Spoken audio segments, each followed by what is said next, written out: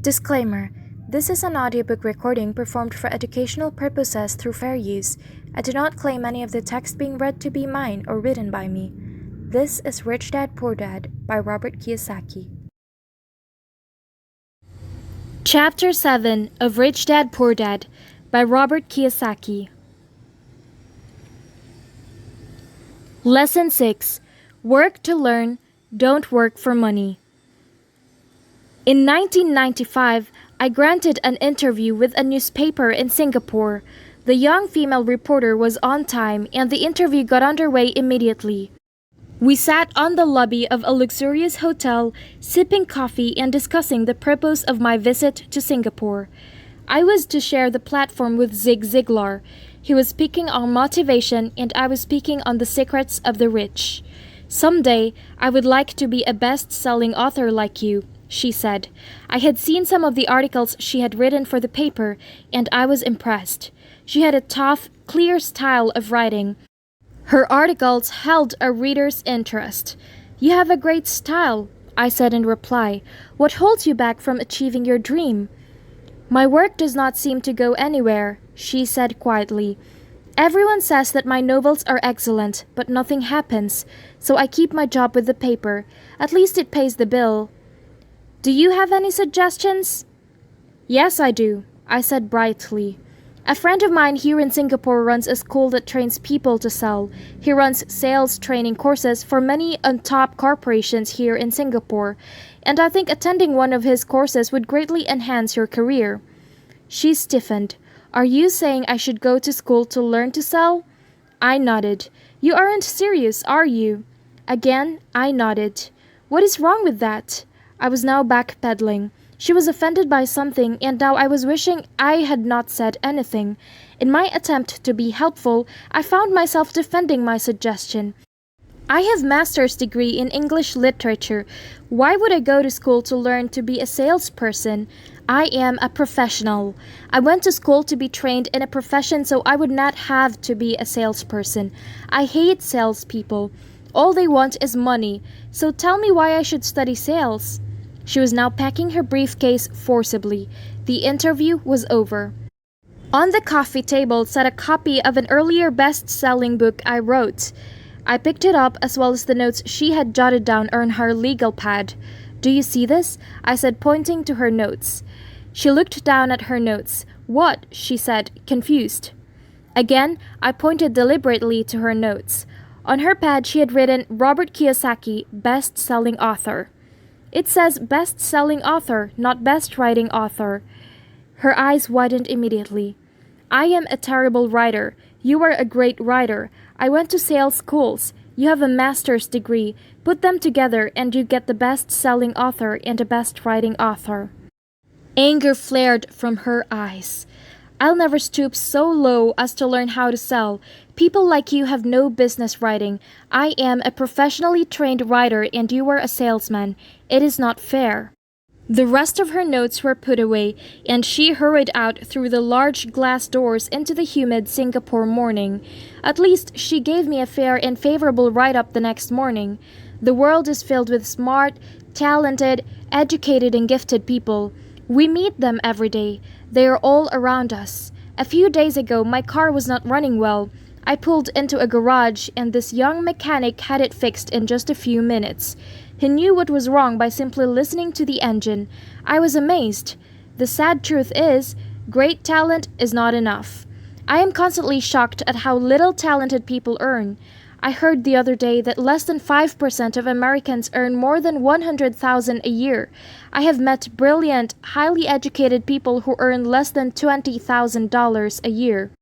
A business consultant who specializes in the medical trade was telling me how many doctors and dentists struggle financially.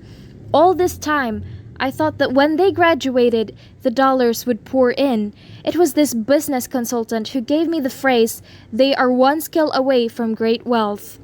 What this phrase means is that most people need only to learn to master one more skill and their income would jump exponentially. I have mentioned before that financial intelligence is a synergy of accounting, investing, marketing, and law. Combine those four technical skills and making money with money is easier. When it comes to money, the only skill most people know is to work hard. The classic example of a synergy of skills was that young writer for the newspaper. If she diligently learned the skills of marketing and sales, her income would jump dramatically. If I were her, I would take some courses in advertising, copywriting, as well as sales. Then, instead of working at the newspaper, I would seek a job at an advertising agency. Even if it were a cut in pay, she would learn how to communicate in shortcuts that are used in successful advertising. She also would spend time learning public relations, an important skill. She would learn how to get millions in free publicity. Then, at night and on weekends, she could be writing her great novel. When it was finished, she would be better able to sell her book. Then, in a short while, she could be a best-selling author. When I first came out with my first book, If You Want to Be Rich and Happy, Don't Go to School, a publisher suggested I change the title to Economics of Education. I told the publisher that with a title like that, I would sell two books, one to my family and one to my best friend. The problem is, they would expect it for free. The obnoxious title, If You Want to Be Rich and Happy, Don't Go to School, was chosen because we knew it would get tons of publicity. I am pro-education and believe in education reform. Otherwise, why would I continue to press for changing our antiquated educational system? So I chose a title that would get me more TV and radio shows simply because I was willing to be controversial. Many people thought I was fruitcake, but the book sold and sold. When I graduated from the U.S. Merchant Marine Academy in 1969, my educated dad was happy. Standard Oil of California had hired me for its oil tanker fleet. I was a third mate, and the pay was low compared with my classmates, but it was okay for a first real job after college. My starting pay was about $42,000 a year, including overtime, and I only had to work for 7 months. I had 5 months off vacation. If I had wanted to, I could have taken the run to Vietnam with a subsidiary shipping company and easily doubled my pay instead of taking the 5 months vacation. I had a great career ahead of me, yet I resigned after 6 months with the company and joined the Marine Corps to learn how to fly. My educated dad was devastated. Rich Dad congratulated me. In school and in the workplace, the popular opinion is the idea of specialization. That is, in order to make more money or get promoted, you need to specialize. That is why medical doctors immediately begin to seek a specialty such as orthopedics or pediatrics. The same is true for accountants, architects, lawyers, pilots, and others. My educated dad believed in the same dogma. That is why he was thrilled when he eventually achieved his doctorate. He often admitted that schools reward people who study more and more about less and less. Rich Dad encouraged me to do exactly the opposite. You want to know a little about a lot, was his suggestion. That is why for years I worked in different areas of companies. For a while, I worked in his accounting department. Although I would probably never have been an accountant, he wanted me to learn via osmosis. Rich Dad knew I would pick up jargon and a sense of what is important and what is not. I also worked as a busboy and construction worker, as well as in sales, reservations, and marketing. He was grooming Mike and me. That is why he insisted we first sit on the meetings with his bankers, lawyers, accountants, and brokers. He wanted us to know a little about every aspect of his empire. When I quit my high-paying job with Standard Oil, my educated dad had a heart-to-heart with me. He was bewildered. He could not understand my decision to resign from a career that offered high pay, great benefits, lots of time off, and opportunity for promotion. When he asked me one evening, "Why did you quit?" I could not explain it to him as much as I tried. My logic did not fit his logic. The big problem was that my logic was my rich dad's logic. Job security meant everything to my educated dad. Learning meant everything to my rich dad. Educated dad thought I went to school to learn to be a ship's officer. Rich dad knew that I went to school to study international trade. So as a student, I made cargo runs navigating large freighters, oil tankers, and passenger ships to the Far East and South Pacific. Rich Dad emphasized that I stay in the Pacific instead of taking ships to Europe.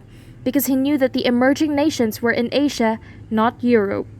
While most of my classmates, including Mike, were partying at their fraternity houses, I was studying trade, people, business styles, and cultures in Japan, Taiwan, Thailand, Singapore, Hong Kong, Vietnam, Korea, Tahiti, Samoa, and the Philippines.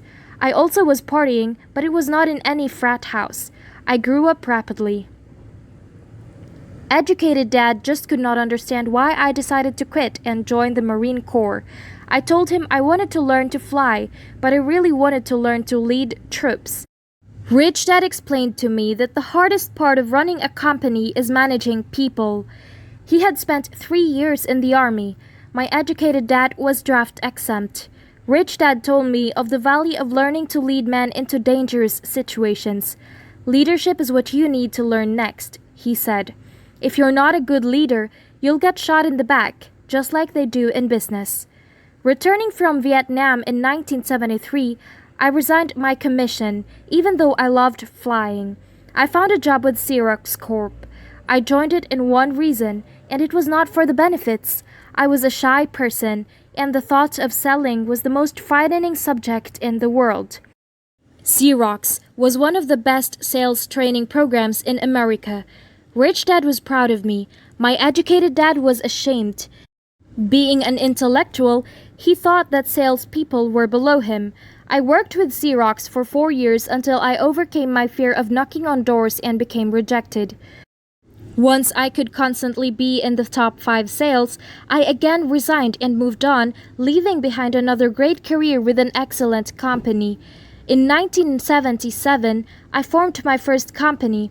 Rich Dad had groomed Mike and me to take over companies, so now I had to learn to form them and put them together. My first product, the nylon and Velcro wallet, was manufactured in the Far East and shipped to the warehouse in New York, near where I had gone to school. My formal education was complete, and it was this time to test my wings. If I failed, I went broke. Rich Dad thought it was best to go broke before 30. You still have time to recover, was his advice. On the eve of my 30th birthday, my first shipment left, Korea from New York. Today, I still do business internationally, and as my rich dad encouraged me to do, I keep seeking the emerging nations.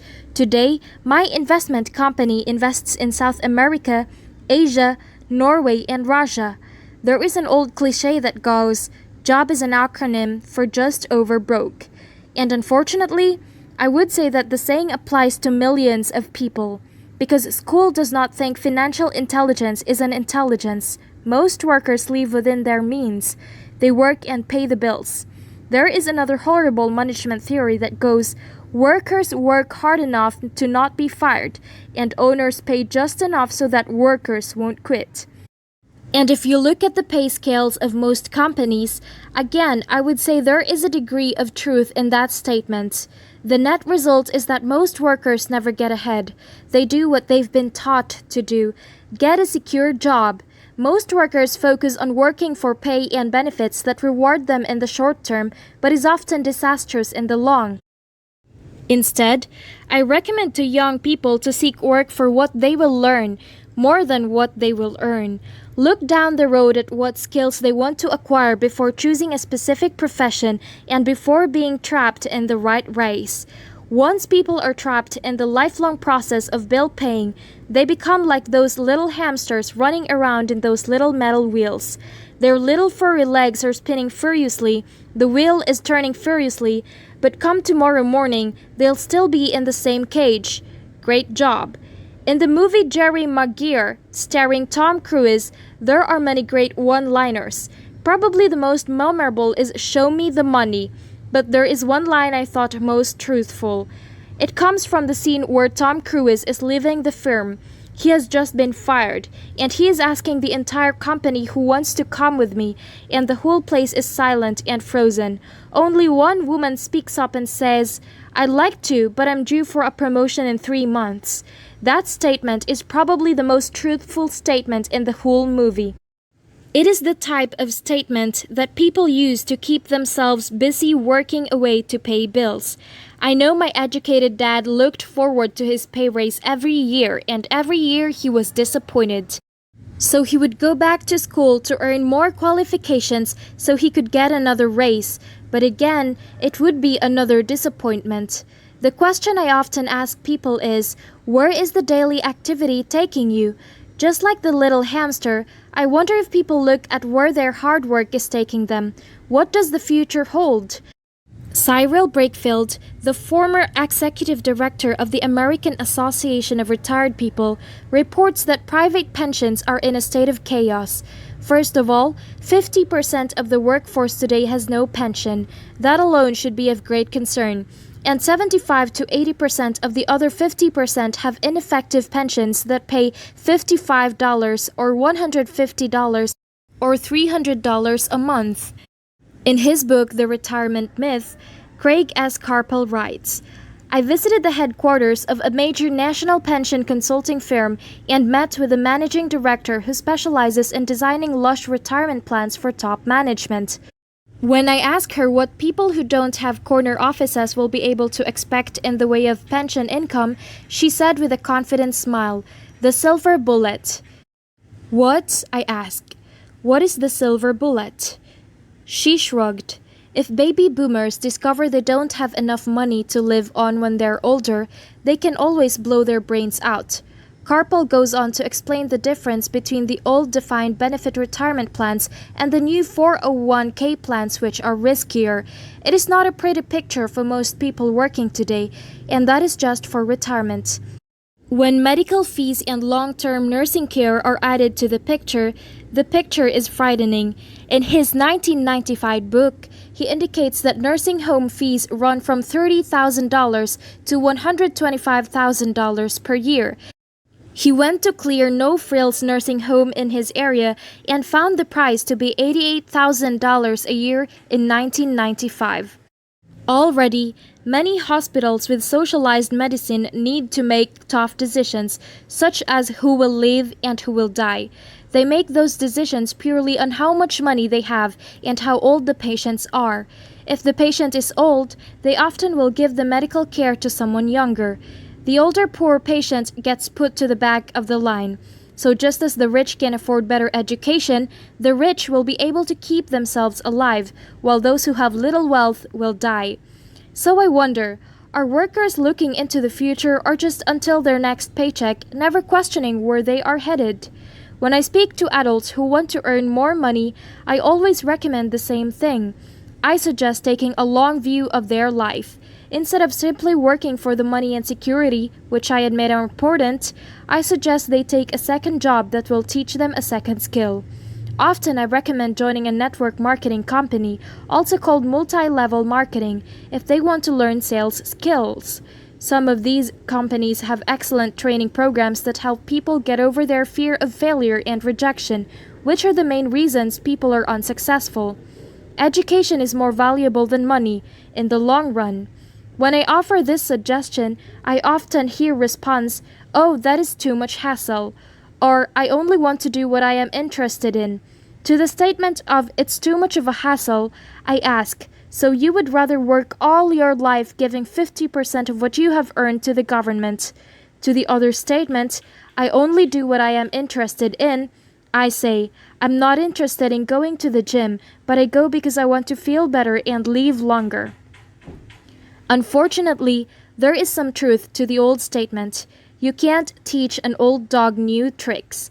Unless a person is used to changing, it's hard to change. But for those of you who might be on the fence when it comes to the idea of working to learn something new, I offer this word of encouragement. Life is much like going to the gym. The most painful part is deciding to go. Once you get past that, it's easy. There have been many days I have dreaded going to the gym, but once I am there and in motion, it is a pleasure. After the workout is over, I am always glad I talked myself into going. If you are willing to work to learn something new, insist on, instead, becoming highly specialized within your field, make sure the company you work for is unionized. Labor unions are designed to protect specialists. My educated dad are falling from grace with the governor, became the head of the teachers' union in Hawaii. He told me that it was the hardest job he ever held. My rich dad, on the other hand, spent his life doing his best to keep the companies from being unionized. He was successful. Although the unions came close, rich dad always able to fight them off. Personally, I take no sides because I can see the need for and the benefits of both sides. If you do as school recommends, become highly specialized, then seek union protection. For example, had I continued on with my flying career, I would have sought a company that had a strong pilots union. Why? Because my life would be dedicated to learn a skill that was valuable in only one industry. If I were pushed out of that industry, my life's skills would not be as valuable to another industry.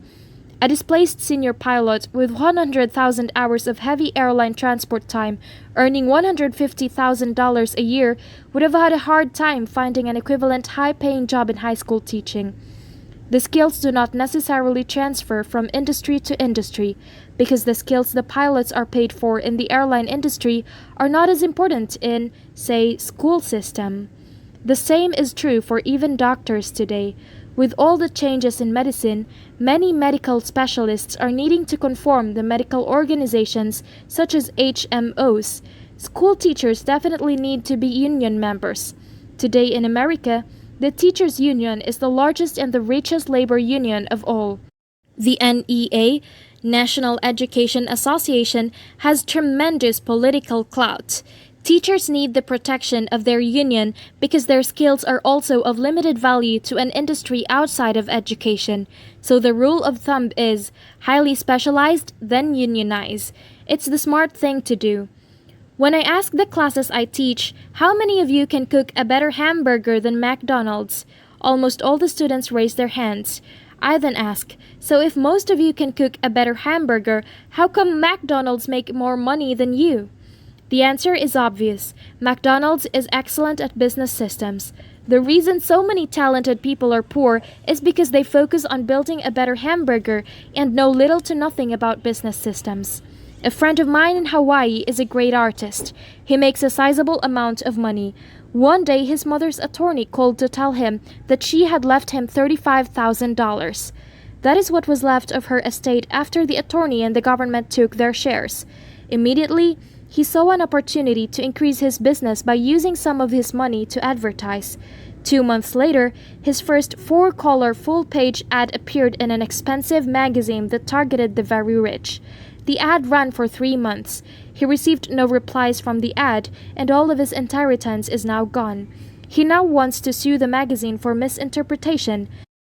This is a common case of someone who can build a beautiful hamburger but knows little about business. When I asked him what he learned, his only reply was that advertising salespeople are crooks. I then asked him if he would be willing to take a course in sales and a course in direct marketing. His reply, I don't have the time and I don't want to waste my money. The world is filled with talented poor people. All too often, they're poor or struggle financially or earn less than they are capable of, not because of what they know about, but because of what they do not know. They focus on perfecting their skills at building a better hamburger rather than the skills of selling and delivering the hamburger. Maybe McDonald's does not make the best hamburger, but they are the best at selling and delivering a basic average burger. Poor Dad wanted me to specialize. That was his view on how to be paid more. Even after being told by the governor of Hawaii that he could no longer work in state government, my educated dad continued to encourage me to get specialized. Educated Dad then took up the cause of the teachers' union, campaigning for further protection and benefits for these highly skilled and educated professionals. We argued often, but I knew he never agreed that over-specialization is what caused the need for union protection. He never understood that the more specialized you become, the more you are trapped and dependent on that specialty. Rich Dad advised that Mike and I groom ourselves. Many corporations do the same thing. They find a young, bright student out of business school and begin grooming that person to someday take over the company. So these bright young employees do not specialize in one department. They are moved from department to learn all the aspects of business systems. The rich often groom their children or the children of others. By doing so, their children gain an overall knowledge of the operations of the business and how the various departments interrelate. For the World War II generation, it was considered bad to skip from company to company. Today, it is considered smart. Since people will skip from company to company rather than seek greater specialization, why not seek to learn more than earn? In the short term, it may earn you less. In the long term, it will pay you off the large dividends. The main management skills needed for success are: Number 1, the management of cash flow. Number 2, the management of systems, including yourself and the time with family. Number 3, the management of people. The most important specialized skills are sales and understanding marketing. It is the ability to sell, therefore, to communicate to another human being, be it a customer, employee, boss, spouse, or child. That is the basic skill of personal success.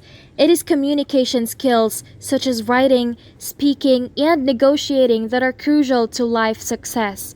It is a skill that I work on constantly, attending courses or buying educational tapes to expand my knowledge. As I have mentioned, my educated dad worked harder and harder the more competent he became. He also became more trapped the more specialized he got.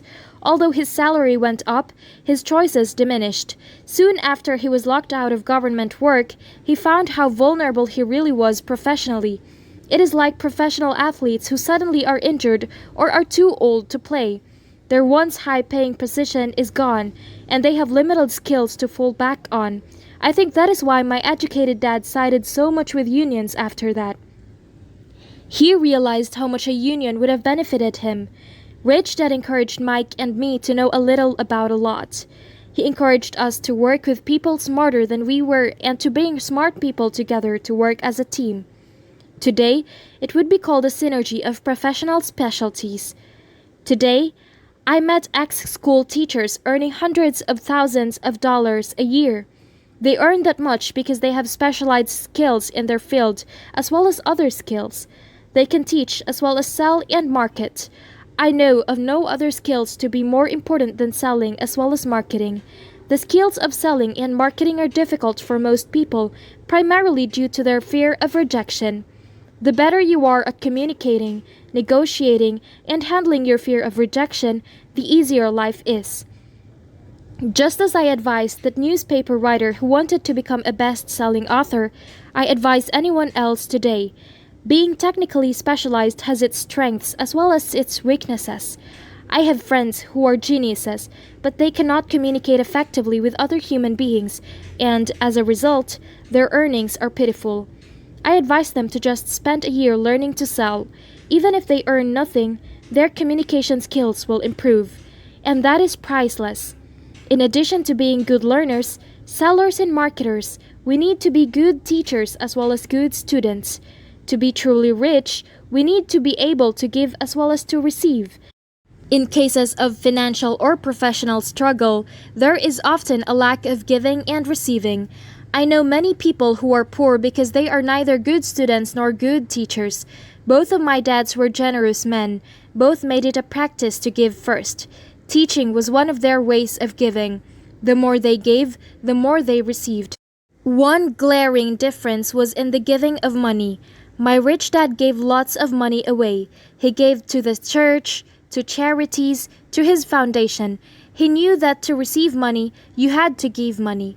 Giving money is the secret to most great wealthy families. That is why there are organizations like Rockefeller Foundation and the Ford Foundation. These are organizations designed to take their wealth and increase it, as well as give it away in perpetuity. My educated dad always said, "When I have some extra money, I'll give it." The problem was, there was never an extra. So he worked harder to draw more money in rather than focus on the most important law of money: give and you shall receive.